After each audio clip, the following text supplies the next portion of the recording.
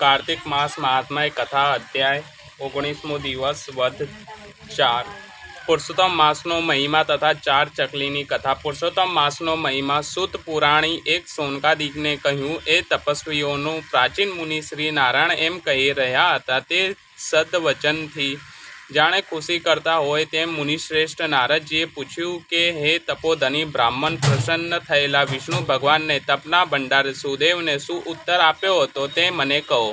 શ્રી નારાયણે નારદજીને કહ્યું, મહાત્મા સુદેવ એવો પ્રશ્ન કર્યો ત્યારે ભક્તવત્સલ ભગવાન વિષ્ણુએ પોતાની વાણીથી તેને ખુશી કરતા આમ કહ્યું હતું। શ્રી હરિ બોલ્યા, હે શ્રેષ્ઠ બ્રાહ્મણ, તે જે કર્યું છે તે બીજો કોઈ કરી શકે નહીં। તારા પર હું જે કારણે પ્રસન્ન થયું છું તને તું ખરેખર જાણતો નથી કે હું કહું છું સાંભળ મને પ્રિય। આ પુરુષોત્તમ માસ જેમ હમણાં જ ગયો તેનું સેવન શોક મગન એવા તારાથી સ્ત્રીની સાથે અજાણતા પણ થઈ ગયું છે। હે તપના ભંડાર ઉત્તમ બ્રાહ્મણ, જે મનુષ્ય આ પુરુષોત્તમ માસમાં એક પણ ઉપવાસ કરે છે એ પોતાના અનંત પાપોને બાળી ભસ્મ કરી દેવતાઈ વિમાનમાં બેસી વૈકુંઠ ધામમાં જાય છે। ત્યારે તું તો તે આખો મહિનાનો આહાર વિના જ રહ્યો હતો, કારણ કે સમય વિના અણધાર્યો વરસાદ આવી પડ્યો હતો। તેથી દરરોજ ત્રણે કાળ તારાથી સ્નાન થઈ જતું અને તે આખોય મહિનો તને તો વરસાદનું દિવ્ય સ્નાન મળી ગયું છે। તે તપોધન આખા મહિનાના અખંડ ઉપવાસો તારાથી થઈ ગયા। તું તો શોક સાગરમાં ડૂબી ગયો હતો, તેથી તને કંઈ ભાન જ ન હતું। છતાં એમ અજાણતા પણ તારાથી એ પુરુષોત્તમ માસનું વર્તનું સેવન થઈ ગયું છે। તારા એ વર્ત સાધનનું માપ કોણ કરી શકશે? એ વખત બ્રહ્મદેવ વેદના જે સાધનો કયા છે તે બધા એકઠા કરી તે ત્રાજવામાં મૂક્યા હતા અને બીજા ત્રાજવામાં પુરુષોત્તમ માસને મૂક્યો હતો। તે પછી દેવોને સમક્ષ અને બંને તોડી જોયા હતા તો બીજા સર્વ સાધનો વજનના હલકા થયા અને પુરુષોત્તમ માસ ભારે થયો હતો। તે કારણથી પૃથ્વી પરના લોકો પુરુષોત્તમ માસને ખાસ પૂજે છે। એ તપોધન પુરુષોત્તમ માસ જો કે બધે આવે છે તો પણ પૃથ્વી પર લોકોમાં તેને જો પૂજ્યો હોય તે વધારો ફળદાયી થાય છે। માટે તે હે વત્સ, હાલમાં તું સર્વ પ્રકારે ધન્યવાદને પાત્ર છું, કારણ કે આ પુરુષોત્તમ માસમાં અતિશય કઠિન ઉગ્ર તપ તે કર્યું છે। મનુષ્યજન્ય પામ્ય છતાં જેઓ આ પુરુષોત્તમ માસમાં સ્નાન દાન આદિ પુણ્ય કર્મ વગેરે કરે છે તેઓ જન્મે જન્મે દરિદ્ર થાય છે। માટે મને પ્રિય શ્રી પુરુષોત્તમ માસનું તો સર્વ પ્રકારે અવશ્ય સેવન કરવું, કેમ કે એનો સેવનારો મનુષ્ય મને પ્રિય થાય છે અને તે જ ધન્યવાદને પાત્ર તથા ભગવાન ગણાય છે। વાલ્મીકી ઋષિએ બોલ્યા, હે નારદ મુનિ, એમ કહી જગદીશ્વર શ્રી હરિ તરત જ ગરુડ પર બેસી પવિત્ર વૈકુંઠ ધામમાં પધારી ગયા। સુદેવ પણ મરેલા પુત્ર સુખદેવને પુરુષોત્તમ માસના સેવનથી જીવતો ઉઠવેલો જોઈને પત્ની સાથે હંમેશા ખૂબ આનંદમાં રહેવા લાગ્યો। તેણે માન્યું કે અજાણતા પણ મારાથી પુરુષોત્તમ માસનું સેવન થઈ ગયું છે તે જ ખરેખર સફળ થયું છે, જેને લીધે મારો મરેલો પુત્ર સજીવન થઈ ઉઠ્યો છે। ઓહો, આવો મહિનો તો કદી જોયો નથી। એમ આશ્ચર્યથી વ્યાપત બનેલા તે ઉત્તમ બ્રાહ્મણ સુદેવ પુરુષોત્તમ માસની વધુને વધુ પૂજા કરવા માંડી અને પુત્ર પત્ની સાથે આનંદ ભોગવવા માંડ્યો। એનો પુત્ર સુખદેવ પણ પોતાના સત્કર્મોથી પિતાને ખુશ કરવા લાગ્યો। એમ તે સુદેવ પુરુષોત્તમ માસના વખાણ કરતો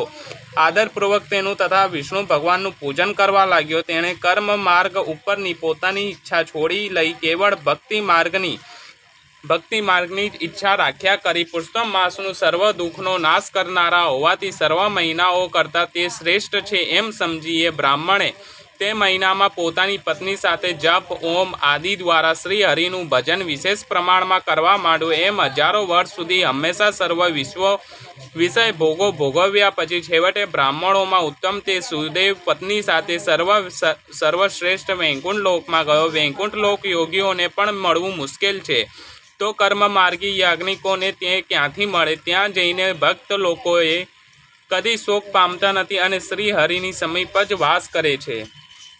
ત્યાંનું સુખ ભોગવ્યા પછી એ જ સુદેવની પત્ની સાથે પાછો પૃથ્વી પર આવી રાજા દ્રઢ ધનવા રૂપે તું પ્રસિદ્ધ થયો છે. હે રાજા, પુરુષોત્તમ માસનું પૂર્વજન્મમાં સેવન કરવાથી આ સંપૂર્ણ સમૃદ્ધિ તને પ્રાપ્ત થઈ છે. પૂર્વજન્મમાં પતિને દેવ માનનારી જે ગૌતમી હતી તે જ આ તારી રાણી થઈ છે. એ રાજા, તે મને જે પૂછ્યું હતું તે આ બધું મેં તને કીધું.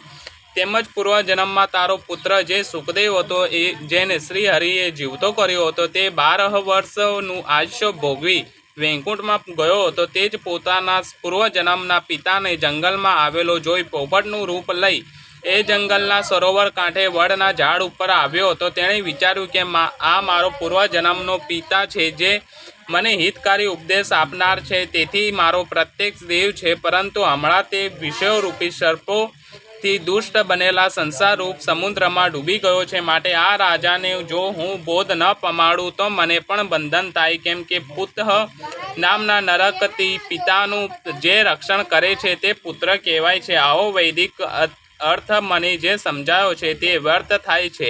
માટે પૂર્વજન્મના આ પિતાનો હું ઉપકાર કરું આવો નિશ્ચય કર્યા પછી તે પોપટે એ રાજાને તે બોધ કરવા માટે પહેલું શ્લોક વાક્ય કહ્યું હતું. તે હું નિર્દોષ એ પ્રમાણે મને જે પૂછ્યું તે બધું મેં તને કીધું. હવે પાપનો નાશ કરનારી સૂર્ય નદી તરફ હું જાઉં છું. શ્રી નારાયણ બોલ્યા. એમ લાંબા કાળ સુધી પ્રસિદ્ધ થયેલા યશવાળા રાજા દ્રઢ ધનવાના પૂર્વજન્મનું ચરિત્ર કહી વાલ્મીકી ઋષિ જેવા તૈયાર થયા. તે વખતે અગણિત પુણ્યવાલા રાજા દ્રઢ ધનવાએ તેમને વિનવી નમન કરીને પાછું કંઈક પૂછ્યું હતું. શ્રી બ્રહ્મન આરાધ્ય પુરાણ પુરુષોત્તમ મહાત્માયનો પુરુષોત્તમ માસનો મહિમા નામનો 19મો અધ્યાય સંપૂર્ણ. 4 ચકલીની કથા. પુરુષોત્તમ માસની શરૂઆત થતી ભાવિક ધર્મ પ્રેમી લોકોને સવારે પ્રાતઃકાળ ઉઠી નદીએ સ્નાન કરવા ગયા હતા. સ્નાન વિધિ પૂરી કર્યા પછી કાંઠા ગોરમાનું પૂજન કરી બ્રાહ્મણોને દાન દક્ષિણા આપી કેટલીક બહેનો નજીકમાં આવેલા વડલાના ઝાડ નીચે વાતોએ વળગી.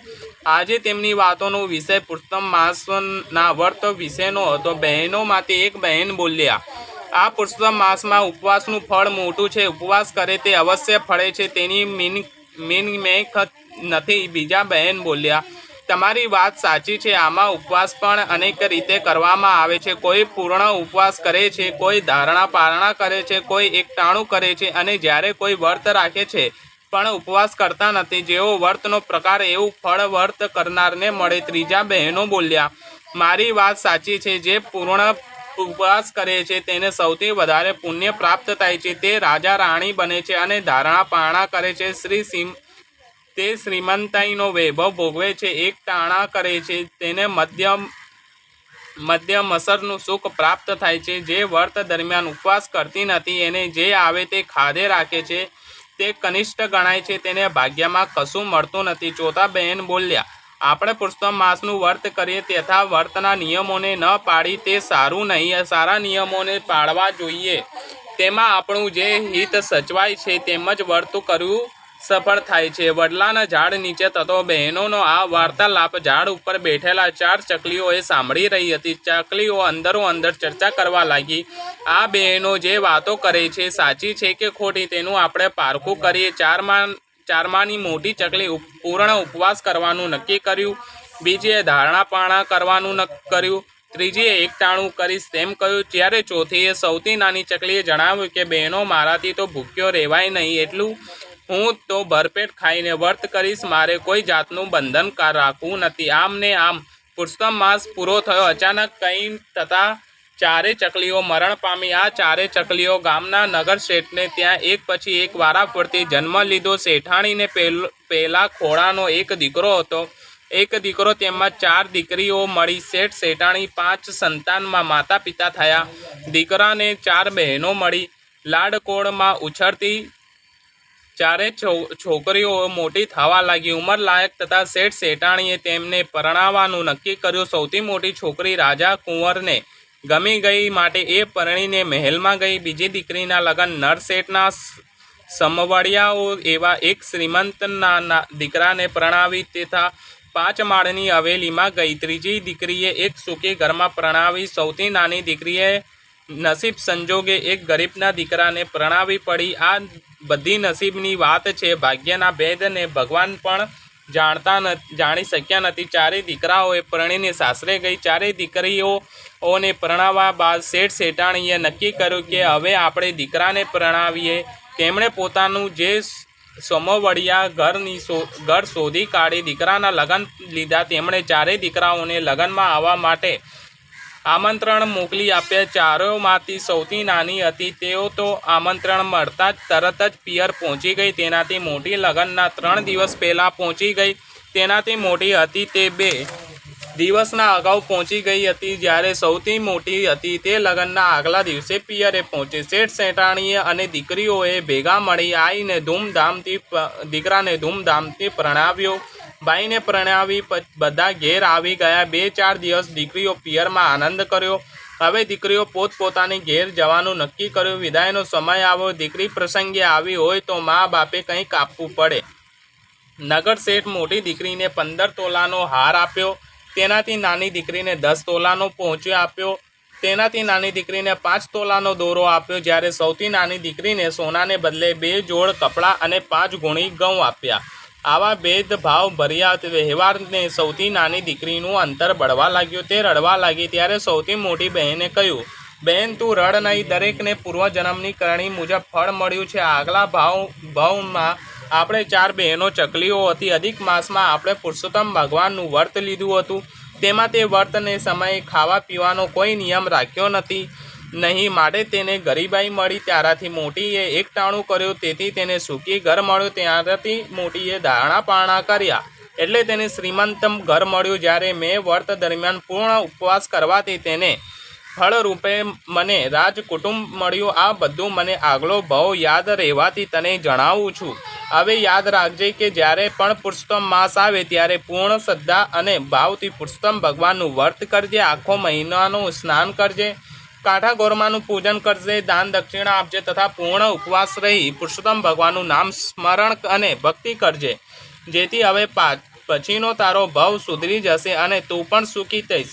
મોટી બહેનની વાત સાંભળી નાની બહેનનો અસંતોષ દૂર થયો. તેણે વિચાર્યું કે આમાં મા બાપનો દોષ નથી પરંતુ ભાગ્ય બળે એ જ બધું થઈ રહ્યું છે. બોલો શ્રી પુરુષોત્તમ ભગવાન કી.